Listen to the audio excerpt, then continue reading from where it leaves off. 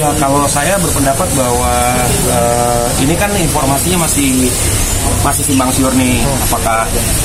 Apakah ini adalah benar apa yang diterima Mas Ari, atau memang Waminya salah transfer, atau mungkin salah email? Ini kan masih dalam perdebatan. Tapi begini, kalau saya melihat dari point of view-nya si pemilik karya cipta yang mengelolakan karya cipta ini kepada kelembagaan ini, harusnya sih sekelas lembaga seperti Wami gitu ya, harusnya dia bisa lebih punya sistem yang baik gitu ya untuk mendistribusikan ini, dan juga mungkin harus punya metode yang jelas bagaimana sih pendistribusian yang benar gitu kan. Jangan sampai akhirnya jadi salah transfer atau jadi beredar isu-isu di luar. Karena kan lembaga manajemen kolektif ini kan cukup besar. Harusnya mereka punya manpower yang lebih hati-hati dalam bekerja. Nah, ini juga merupakan kritik juga buat LMK. Seandainya memang ini yang diterima oleh Mas Ari gitu kan, atau oleh pencipta lagu lain yang tergabung di sini, ini saya rasa kalau nilainya masih ratusan ribu, artinya penarikan performing rights dari live event ini kan masih sangat minim. Dan kita mempertanyakan selama ini LMK dan LMK ini sebenarnya ngapain kan gitu kan. Justru kan kita berharap dari pengelolaan itu monetisasinya semakin banyak, tagihannya makin tinggi, tapi distribusi ke pencipta lagu khusus untuk live event ini justru semakin minim atau semakin kecil. Nah, tapi kalau alasannya diarahkan kepada ya kan dapat puluhan juta dan segala macamnya, itu kan harus dijelaskan puluhan juta itu distribusi untuk apa. Kan macam-macam distribusinya, ada digital, ada penagihan luar negeri, ada juga di streaming platform, ada YouTube, ada karaoke, macam-macam, performing rights macam-macam. Nah, ini harus di breakdown dalam memberikan informasi. Mas, berarti cara Ari Lasso ini tepat nggak Mas? Maksudnya untuk membuka ya adanya kejanggalan selama ini seorang ya, zaman sekarang kan kalau nggak viral kan nggak dilirik ya. Dan Mas Ari mungkin mempergunakan sosial medianya untuk mempertanyakan itu. Dan menurut saya ketika dijawab di depan publik, ini malahan lebih bagus gitu, supaya publik itu mengetahui sebenarnya kinerja daripada LMK dan LMK itu benar-benar bekerja atau tidak. Dan kalau memang ada kesalahan dari si penanya, dalam hal ini mungkin Mas Ari, saya rasa Mas Ari juga orang yang sangat genuine dan dia bersedia untuk mengakui kalau mungkin ada salah-salah informasi. Berarti lu cukup setuju juga dengan audit si... Oh, sangat setuju dong. Sangat setuju. Kenapa? Karena memang itu kan amanah undang-undang. Undang-undang Cipta mengatakan dalam 1 tahun sekali LMK dan LMK itu harus mengadakan audit, dan itu harus dilakukan oleh auditor independen dan diumumkan ke publik. Itu adalah kewajiban dari undang-undang. Jadi bukan kita yang mau, tapi memang undang-undang yang harus mengatakan. Tapi Walminya sendiri ngeklaim emang tiap tahun mereka diaudit oleh pihak luar, meskipun datanya belum bisa kita lihat gitu ya. Kalau mengklaim saya tidak bisa bicara banyak, karena klaim itu harus datang dari yang ditanyakan. Tapi saya rasa kalau memang ada audit ini harusnya disampaikan juga kepada pencipta.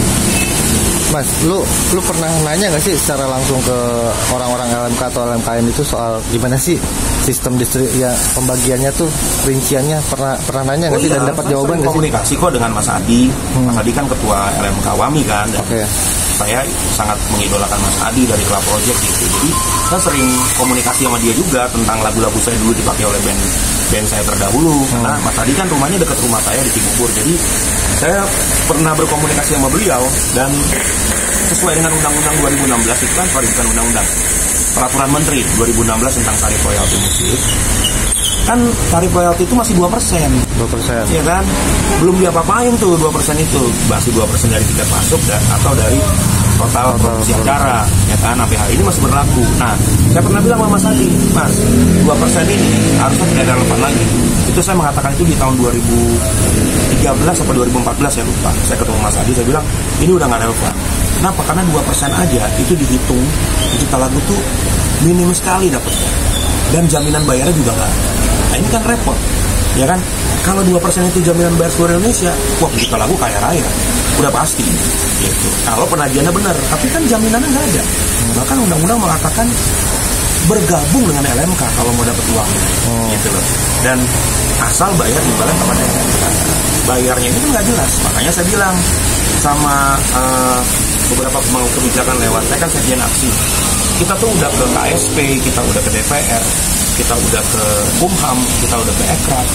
Memang saatnya harus kembali kepada pasal 81 Undang-Undang Cipta 28/2014 yang mengatakan pencipta lagu berhak melakukan penagihan sendiri dan melakukan perjanjian lisensi. Ya, dia diberikan kesempatan untuk melakukan penagihan. Berarti waktu itu Mas Adi jawabannya apa, Bang? Ya, saat itu secara normatif ya dia melakukan tugas dan tanggung jawab UAMI aja. Oh, berarti nggak ada spesifik menjelaskan juga ya? Nggak ada spesifik. Nah, kalau dari aksi sendiri kapan katanya mau Kalau dari aksi, kami udah siap sebenarnya dengan aplikasi. Kita tuh udah siap dengan digital direct licensing. Tinggal nanti bagaimana regulasi undang-undang kita sedang diproses revisinya oleh DPR, dan revisi undang-undang itu nggak bisa sebentar, panjang. Yang bisa dilakukan cepat adalah melakukan revisi di peraturan pemerintah. Nah, ketika PP yang baru nanti keluar tentang bagaimana cara distribusi yang baru, saya rasa kalau misalkan di-approve dengan digital direct licensing, kita tinggal terima approval dari OJK dan juga dari one single submission, perizinan satu pintu. Saya rasa DDL udah bisa berjalan. Itu udah bisa dari tahun ini atau baru bisa? Kita udah siap dari tahun lalu malah. Oh gitu. Aplikasinya. Tinggal itu aja, tinggal nunggu. Ya biasa lah ya, lintas kebijakan kan.